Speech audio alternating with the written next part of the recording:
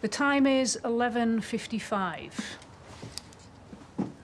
DS Giles and PC Fitzpatrick present, along with Daniel Spencer and Matt Greaves, solicitor.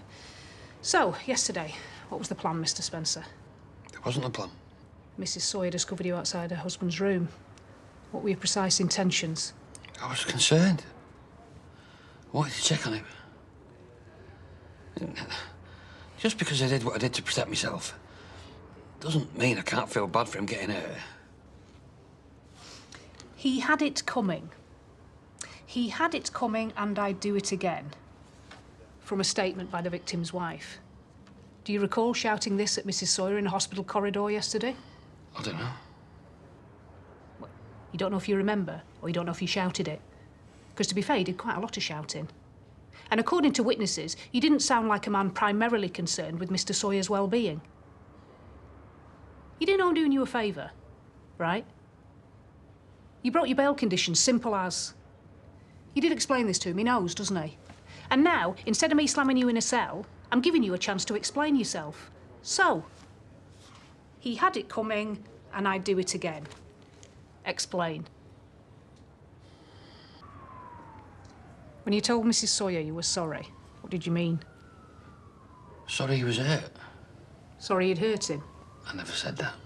Then what did you have to feel sorry about? Look, if this morning you'd have said your budgie had died, I might say, I'm sorry about that. Don't say I killed it. What? I don't think you know how much trouble you're in. What about keeping young girls safe from predators, eh? Why aren't you investigating him?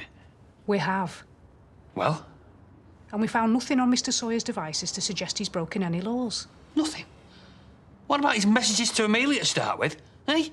Because I don't believe for a second she's the only one. The only thing remotely illegal was a voicemail message containing a death threat, and that was from you.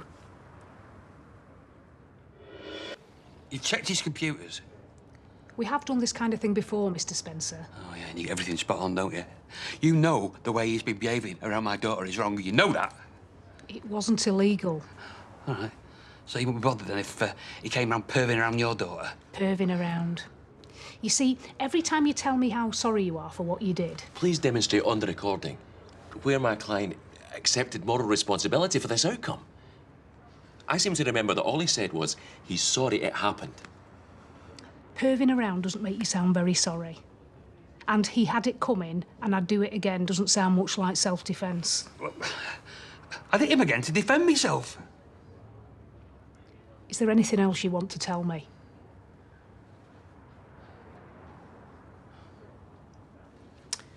OK. I think we're finished.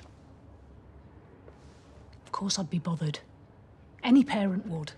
But I promise you this. There'd be a lot of sympathy for you if you wanted to be straight with us now, even if it meant changing your statement. If you have no more questions, we are done. I don't think we're quite done. Your client has breached his bail conditions, and his stories are making less and less sense every time he tells it. See what? For the purpose of the tape, DS Silver has entered the room. I'll be back in a minute. Interview terminated at 13:16.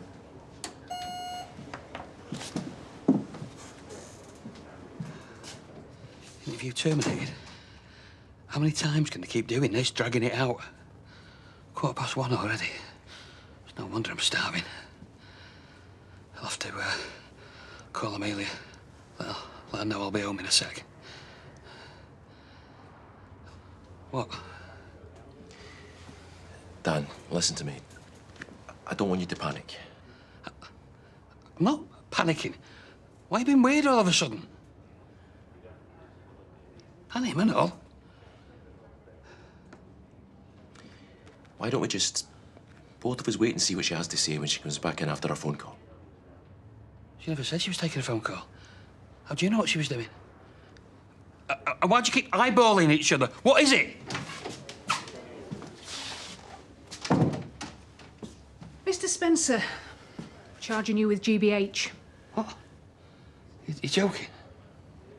Nobody's joking, Mr. Spencer. The CPS have been in touch to confirm that we've got enough to push ahead with the prosecution. But I can go home now, right?